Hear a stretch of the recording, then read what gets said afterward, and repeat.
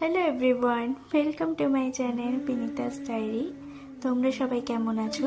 আশা করছি ভালো আছো। আমিও খুব ভালো আছি। আমি চলে এসেছি আজকে একটা নতুন ভিডিও নিয়ে, আর একটা খুব স্পেশাল দিনের ভিডিও নিয়ে।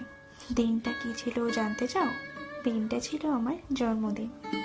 আর আমার জন্মদিন ও কিছু স্পেশাল করবে না, এটা তো হয় না। তাই আমরা উইদাউট এনি প্ল্যান বেরিয়ে পড়েছি দুজন দুই জায়গায় ভরসায়। দেখতে দেখতে এখানে টোল পেরিয়ে আমরা দুর্গাপুর প্রায় ক্রস করছি।